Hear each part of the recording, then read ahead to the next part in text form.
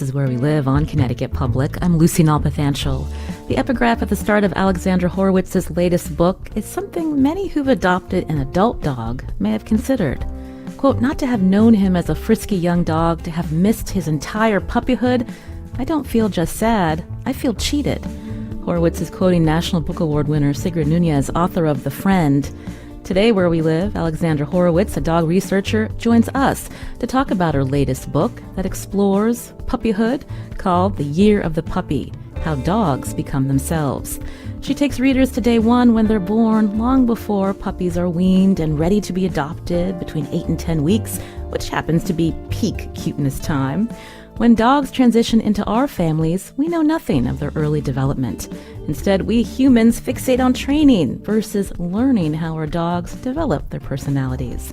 Horowitz's book is a memoir. She adopts a puppy from the litter she follows, and readers learn how new dog Quid becomes a part of her family.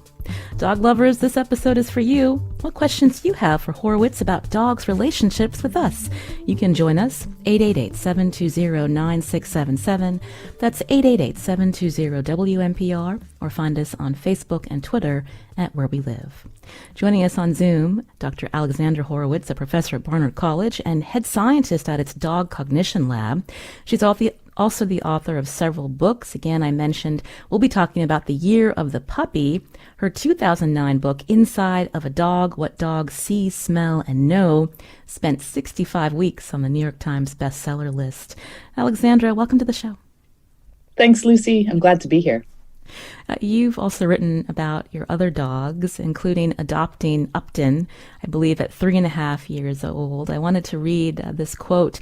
The sorrow of coming to know Upton was the great mystery of his life before us, of where those fears came from, and of not being able to reach back in time and make it right.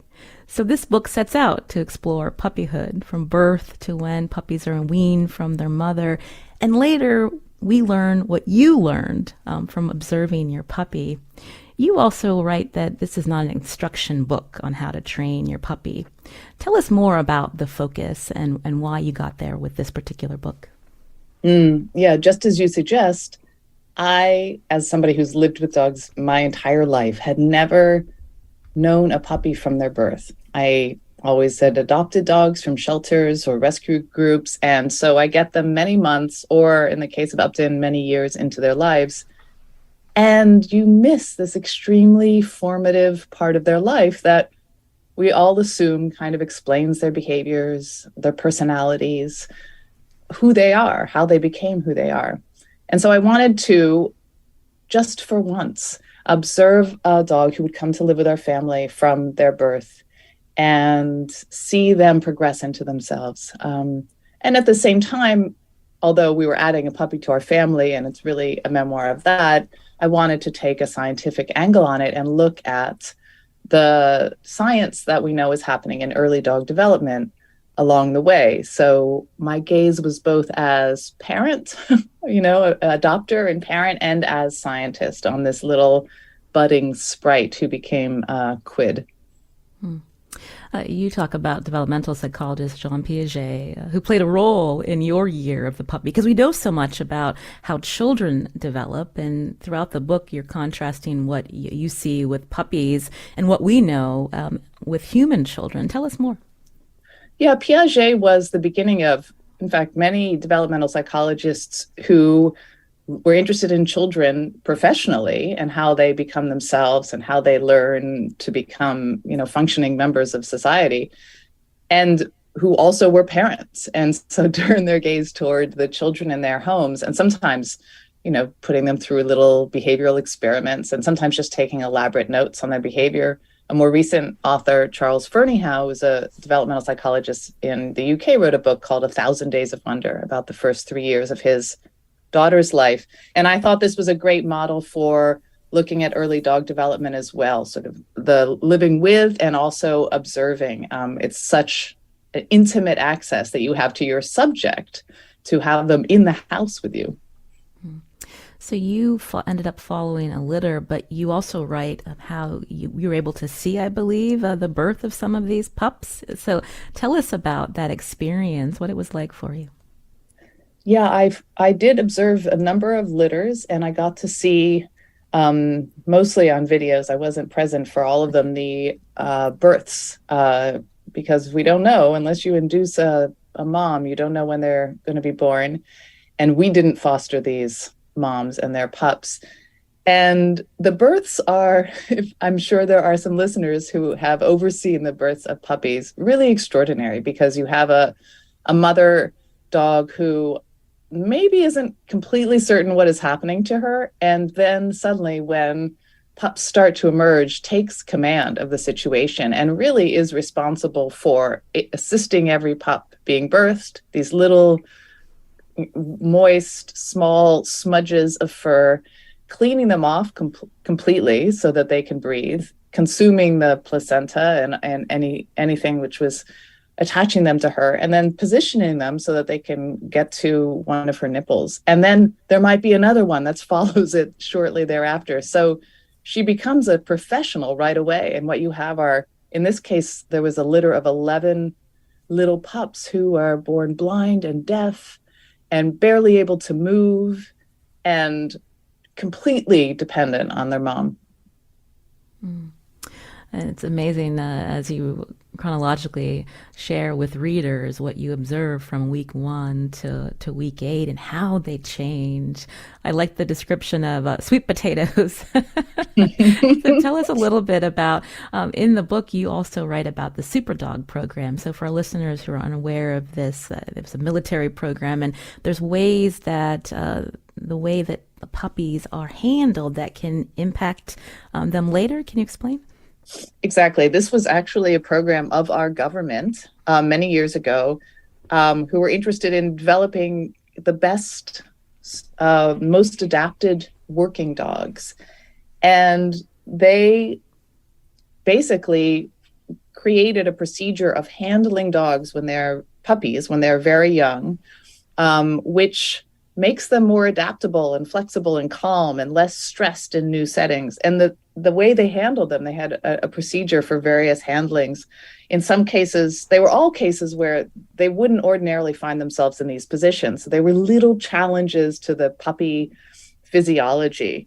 For one, they would hold the puppy's head up and their legs are kind of dangling down on either side of the palm, and they would tickle the bottom of their feet. And another, they're held kind of like vertically upside down, or as though they're like skydiving, head first, going from a higher to a lower place. And all these little challenges, which were done in safe environments, being cradled by human hands, were intended to kind of prepare the puppy body for the next things that are going to happen to them. And it turned out it really does have some health effect and makes them less stressed in novel settings. So by the time a listener who may have adopted a puppy, whether it's between 8 and 10 weeks, or many of us, we get the older puppies or adolescent dogs from shelters, that time that we're trying to develop a relationship with a dog. But when we think about early development, part of that is also leading into their personality. And so how do we shape them later on in their adolescence, if at all?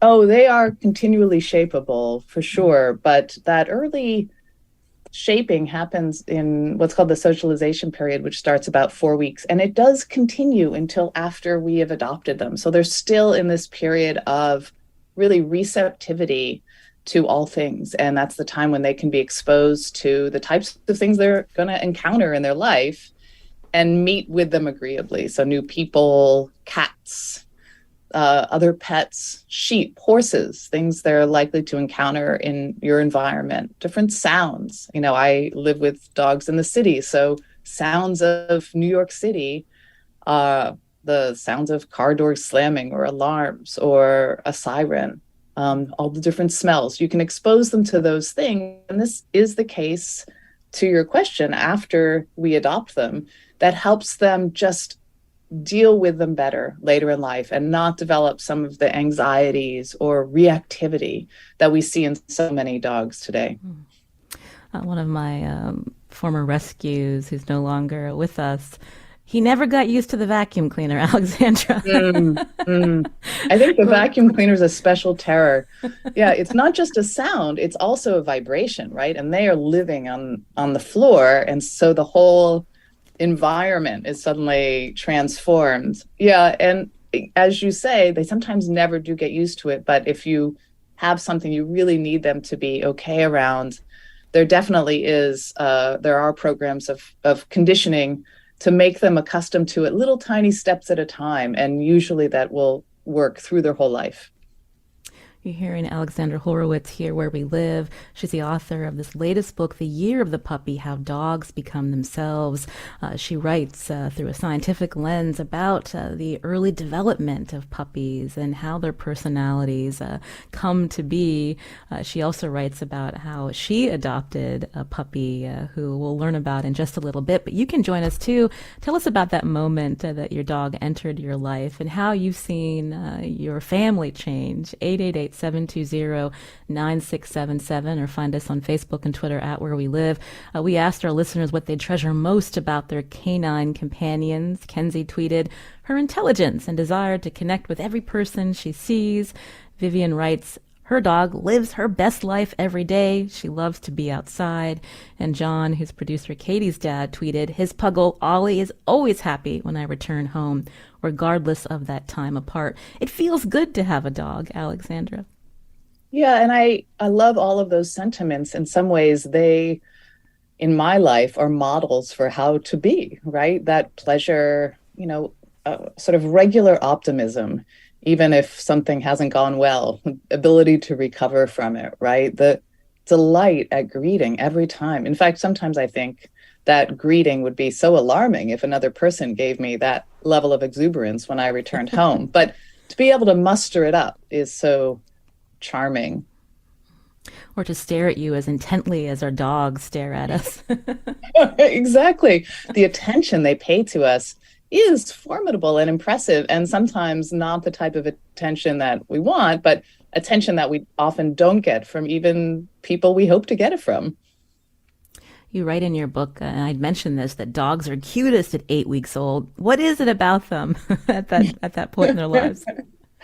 There's a combination of things that happen when we domesticated dogs over the tens of thousands of years. We have, in essence, shaped them to look like the things that appeal to us. And this is why we have such a great diversity of shapes and faces, for instance, of dogs. So you have very long-nosed dogs, and you also have really short-nosed dogs. And it looks like the puppies, especially of all breeds, every puppy is born looking like a little pug, basically, with a tiny little nose, kind of mirror what a newborn child looks like, in that they have very big eyes relative to their head. They have big heads relative to their bodies. They have broad foreheads. They have small little noses, big cheeks. And this, when we see children, induces in us a response of wanting to take responsibility and wanting to take care of that individual. And that's a useful response, when it comes to children, because they need taken care of. And it turns out that dogs have kind of hijacked that response in us. And we also feel the way when we see them. So we are susceptible to their cuteness. And it's also interesting the time when puppies are adopted out to families between 8 and 10 weeks. So when we compare that to a human baby, where is a puppy developmentally?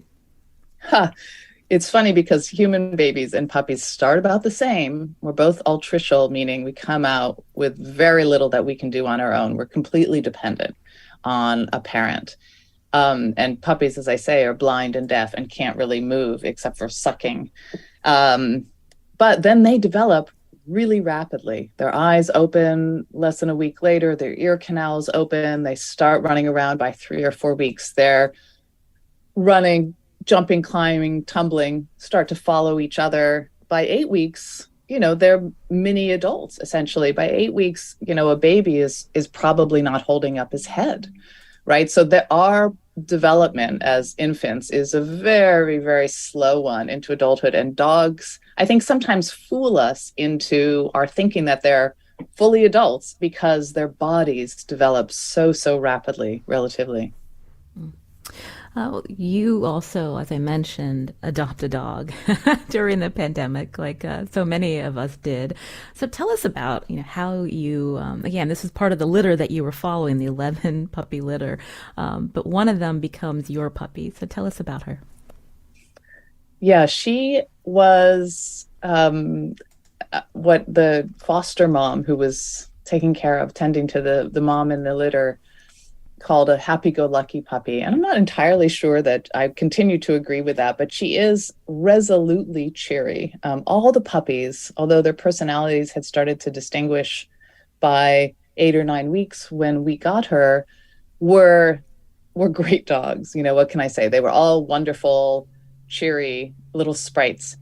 But she was particularly up for everything, following every sound, pursuing other dogs, forging off on her own, exploring on her own. And we've seen these things continue and develop in her new environment, in her home environment as well. She's obsessed with little furry moving things, whether that's a tennis ball or a squirrel. And she's come to be a real snuggler, although she wasn't at the beginning. So now she's essentially our family. At the time, she was a little bit of force of chaos. And we have a picture of this puppy on our website, ctpublic.org/where we live. Alexandra, could you read a portion of your book, The Year of the Puppy? We'd love to hear the excerpt about how we name our dogs, starting at page 105.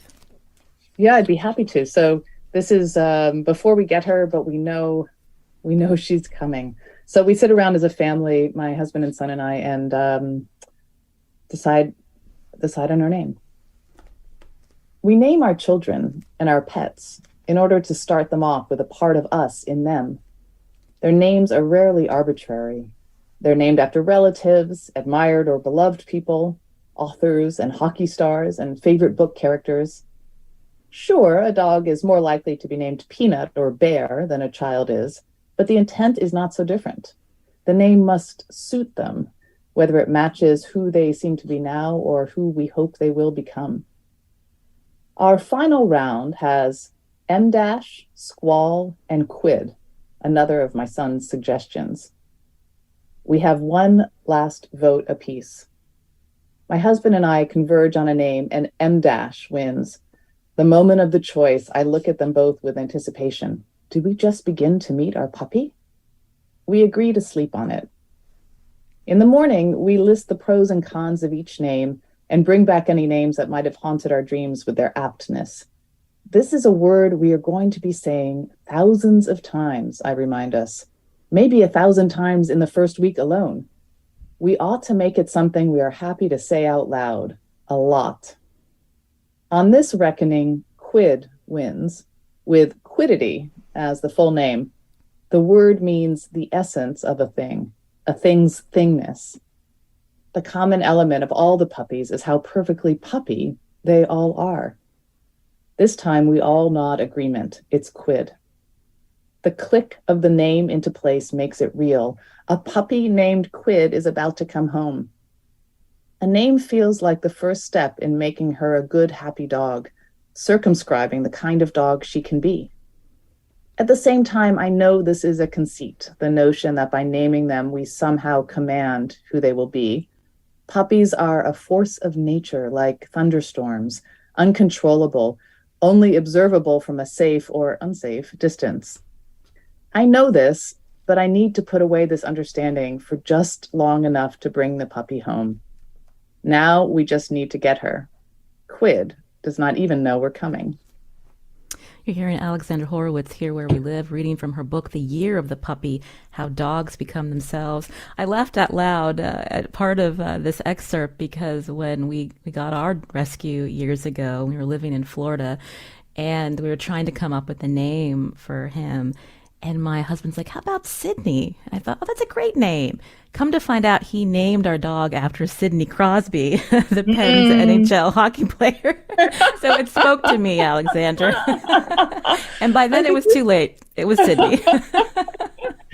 Well, they can always be Sydney, whoever for you. Yeah. I think the naming of dogs has become very much like the naming of babies, insofar as we do want to attach some meaning, something personal about us to that pup, even before we know who they are. And I think it's a nice way of kind of entering them into the family. For many who have adopted dogs from shelters or from rescues, and they may have names already attached to them, is it recommended to rename your puppy, to start this new chapter, Alexandra? Yeah, often the names given are given by shelters, which is part of, trying to capture part of their personality, or just add something appealing so that people look again at that dog and give them a chance. But I think if they're not already completely responsive to that name, absolutely name them something that works for you and that you want to say. Sometimes it does suit them, right? And people keep that name, but they can learn a new name readily. I have heard that it's when you think about the name of a dog that maybe you can stick with 2 syllables, and when we think about how dogs respond to us, is there science backing that up, Alexandra, when it comes to behavior and cognition? There should be science about that, Lucy, but there is not. But there are people who have looked at related things. Patricia McConnell, who's a great author and trainer, has written about dogs. Discovered in research that a rising tone makes it more likely for a dog to be responsive when you ask them to come. So imagine a name that's said with a rising tone versus one that's multiple syllables and said with a lowering tone. The former will probably be one the dog pays attention to a little bit better. So there are things like that, but I think when I'm asked for recommendations, I just basically say it has to be something you're willing to shout out loud in a park multiple times. And that's about it. They can even understand nicknames, right? So whatever you name them is mostly about your willingness to say the word out loud. And people who have dogs in their families know you can say their name doesn't mean they're going to come to you. That's right. Is also part of yeah, it's true. It's not always and it can't always be used as a command. It should also be used in nicer settings. Right. Again, listeners can see Alexandra's dog Quid on our website, ctpublic.org/wherewelive. My guest again is Professor at Barnard College, head scientist at its Dog Cognition Lab, and we're talking about her latest book, The Year of the Puppy, How Dogs Become Themselves.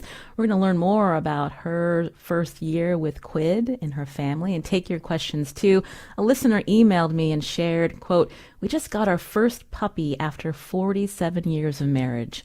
The best thing we have done in a long time." We want to hear from you. Tell us about your dog or dogs and their time in your family. Our number, 888-720-9677. That's 888-720-WNPR, or find us on Facebook and Twitter at Where We Live.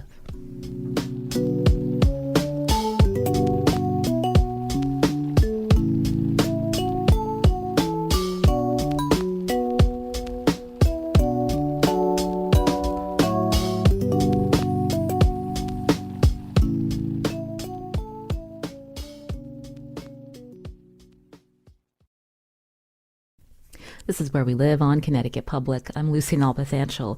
From sweet potatoes to loaves of bread to little bruisers, the shape of a puppy changes week by week as they grow and as their senses sharpen. Dog researcher Alexandra Horowitz chronicles puppyhood in her latest book, The Year of the Puppy, How Dogs Become Themselves. She documents the social and cognitive milestones seen in a litter of 11 puppies. One would go on to join her family of 3 humans, 2 large dogs, and 1 cat. The puppy is named Quid, short for Quiddity. How did a new puppy change your family? You can join our conversation, 888-720-9677. That's 888-720-WNPR, or find us on Facebook and Twitter at Where We Live. So Alexandra, tell us more about once Quid came home, how that connection between you and her grew. Yeah, it was such an interesting time for us because, well, it was the pandemic, the beginning of the pandemic. We had decided once everything shut down in March of 2020 that, it was going to be one of the puppies of this litter who we adopted, which hadn't previously been obvious. And So we were around each other all the time, right? So what better time to have someone come in your home and really get to know the way of the family? Well, what you forget when you adopt a puppy is that the puppy has no idea what's coming, right? So even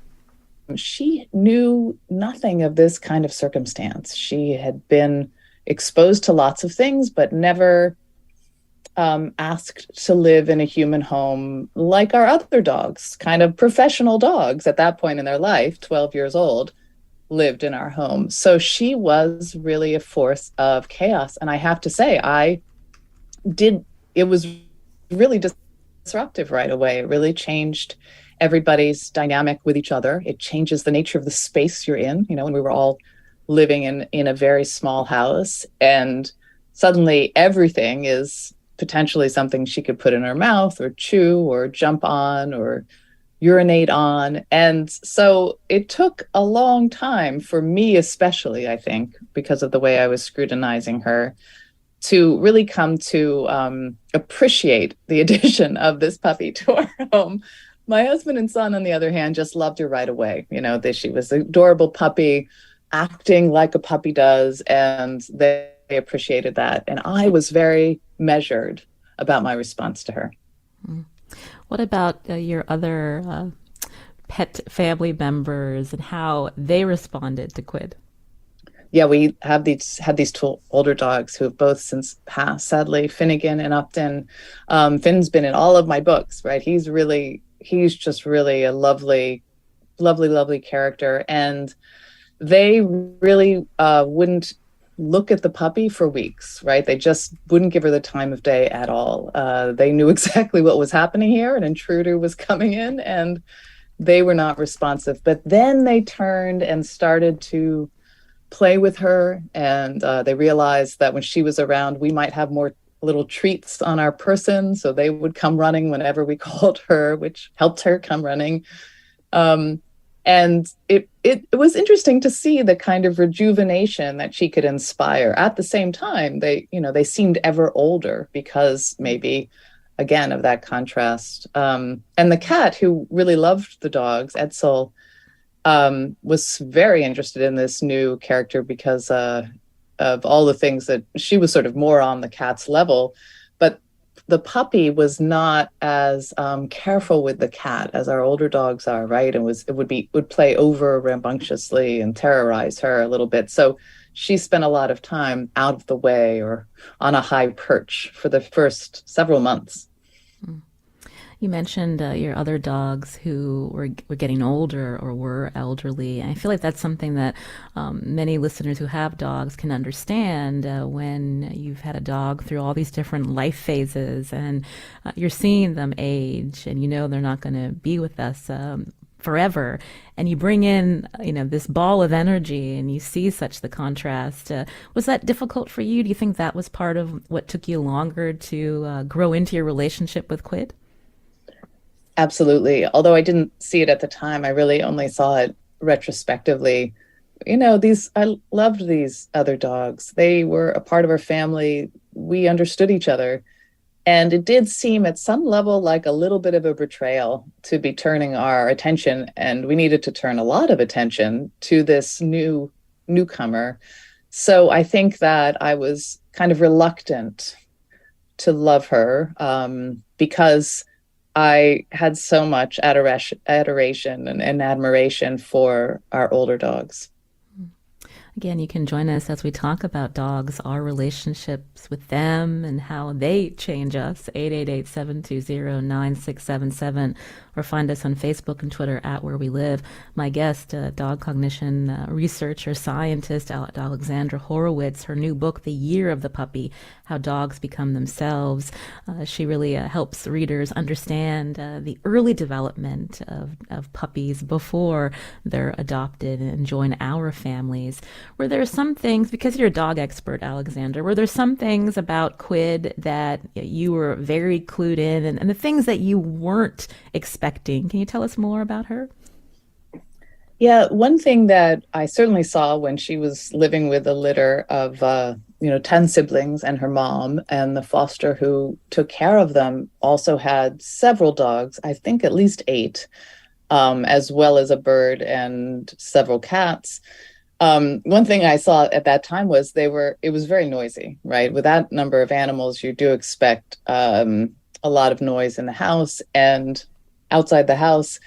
And she came in as a little barker.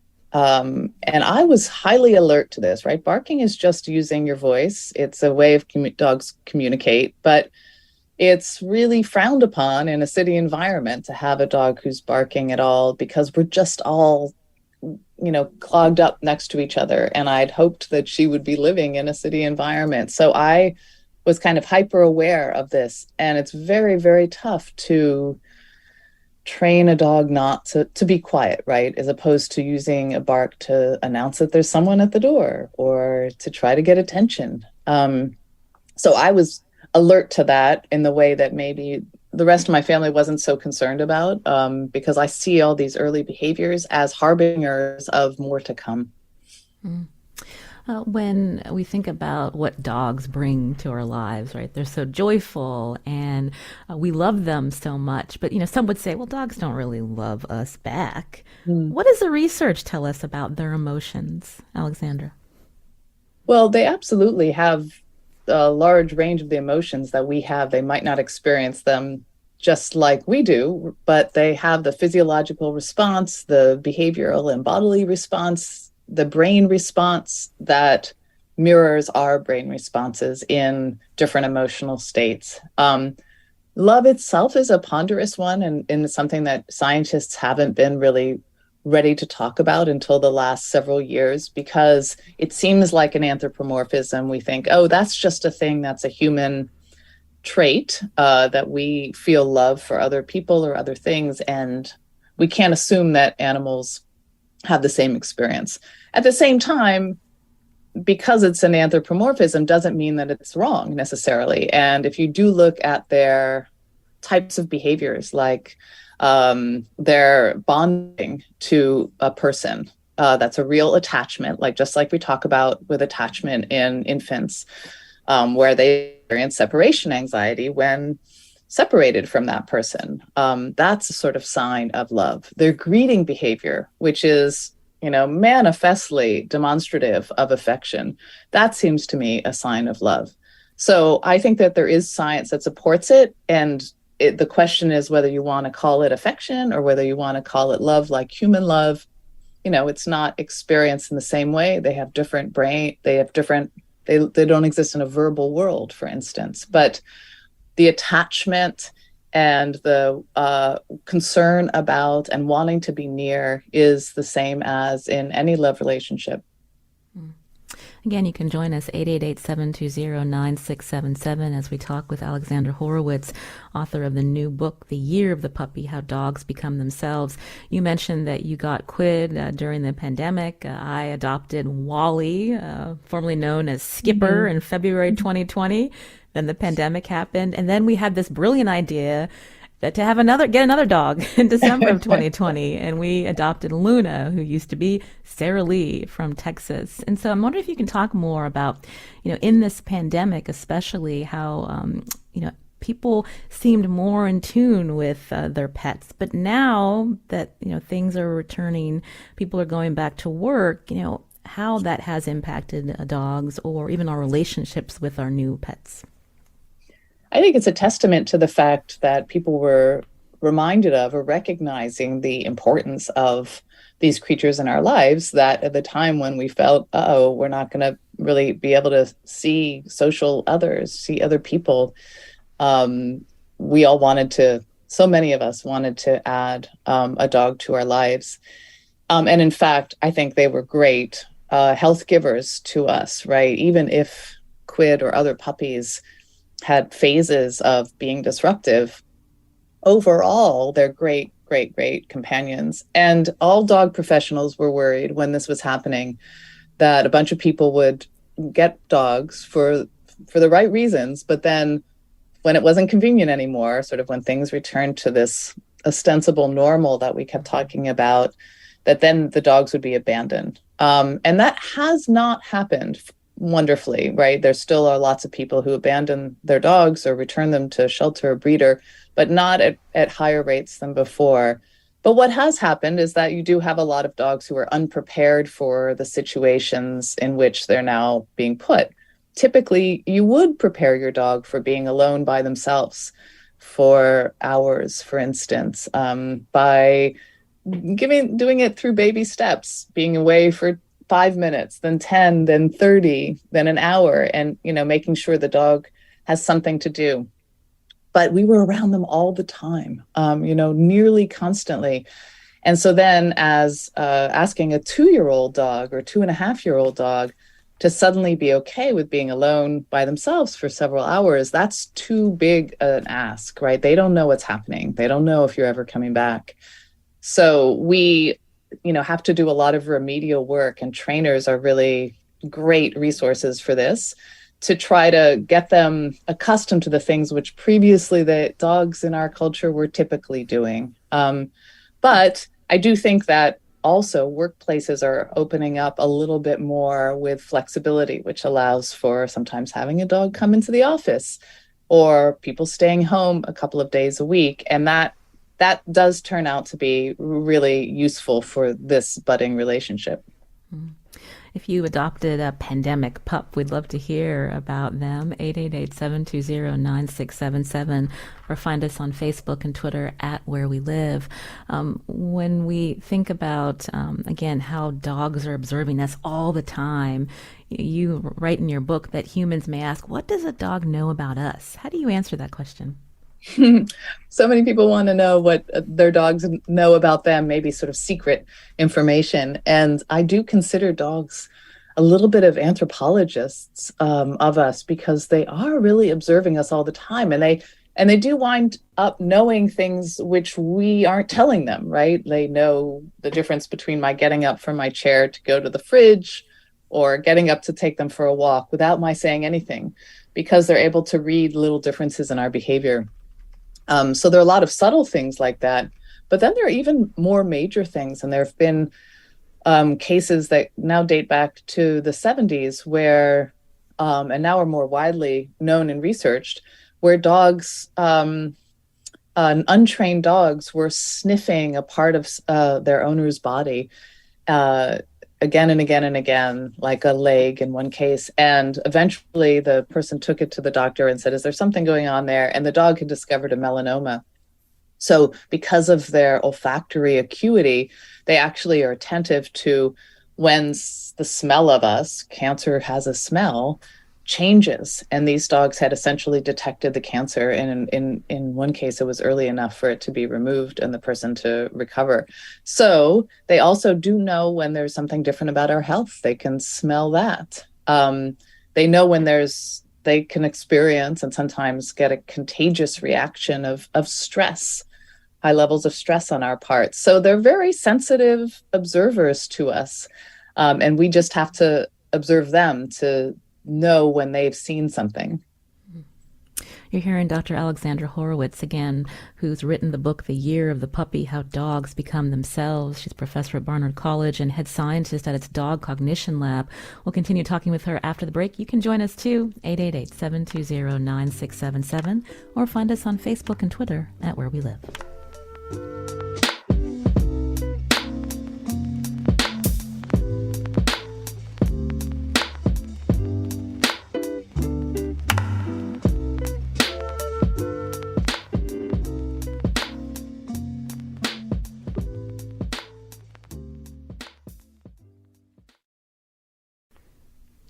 You're listening to Where We Live on Connecticut Public. I'm Lucy Nalpathanchel. We're talking with the author of the book, The Year of the Puppy, How Dogs Become Themselves. Alexandra Horowitz, again, is professor at Barnard College and head scientist at its Dog Cognition Lab. You can join us. Tell us about your pup at 888-720-9677. Or if you have a question about a dog behaviors, Alexandra is a scientist looking at just that, their cognition. You can also find us on Facebook and Twitter at Where We Live. Alexandra, Freddie tweeted, we just got a male golden puppy. We have an older female French bulldog that was never very good around other dogs. And he writes, it took not that long for the puppy and the adult to be great friends.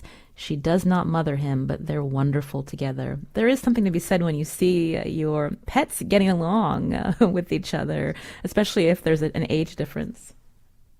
Yeah, a familial relationship among otherwise unrelated dogs is, I think, very satisfying. And as that listener observed, sometimes the older dog's personality can take on a new dimension a little bit with the introduction of this other dog into the household. I mean, they've been living with just bipedal people all this time, and now here's another quadruped for them to interact with. And although sometimes there is a bumpy start in that transition, it can bring out parts of them that you hadn't seen before. Again, your new book focuses on puppyhood, but can we talk more about their adolescent period, when that starts and ends? I guess it depends on the breed of the dog. And, this is often the time, as you write, where people give up on the dog and it ends up back in a shelter.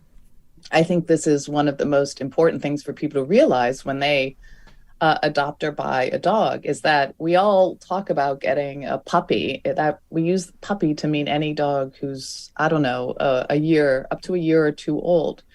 But after about 6 months, varying by breed a little bit, as you say, they enter their adolescence, right? This is when they enter into sexual maturity, or aim towards sexual maturity.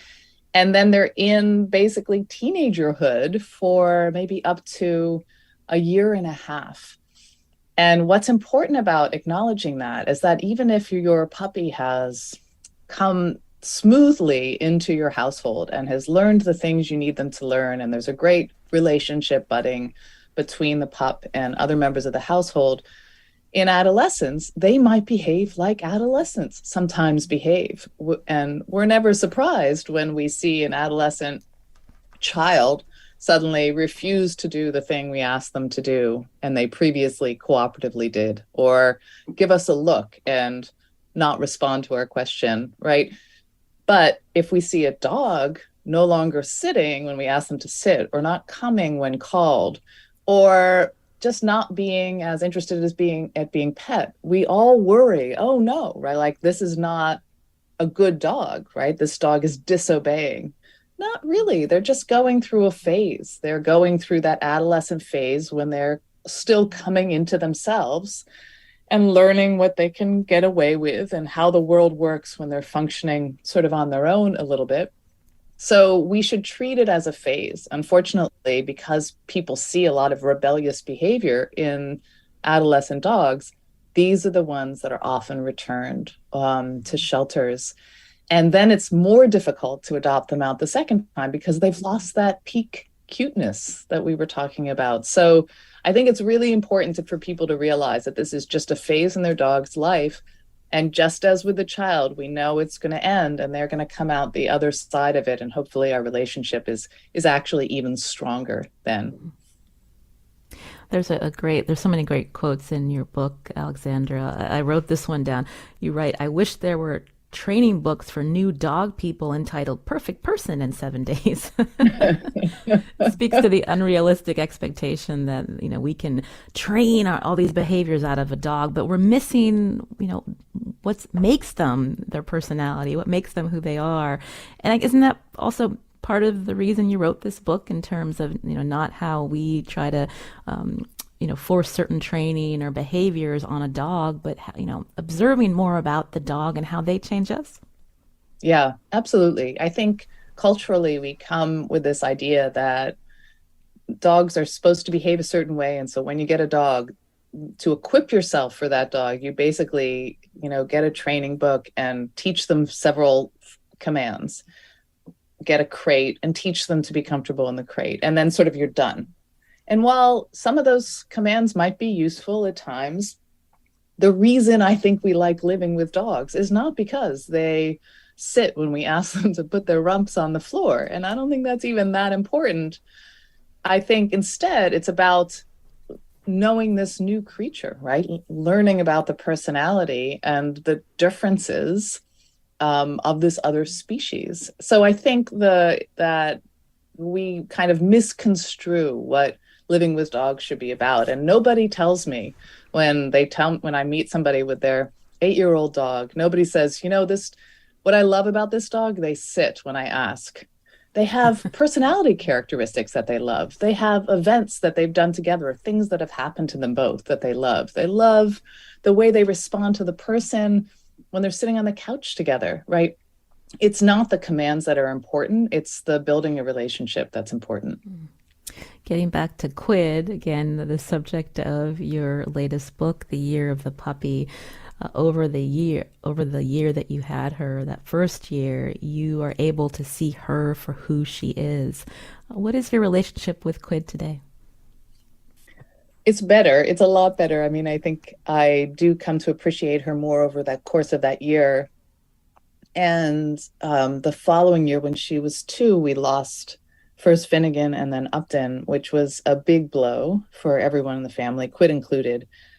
In some ways, it made it even easier to see her for who she is and appreciate just the type of character that she is and how she's responsive to us. So now we have she's a total charmer, is still pretty cute, even though she's way past her peak, has her obsessions and things she does that I don't like. And I'm sure I have things I do that she doesn't like, but she's absolutely a member of the family now.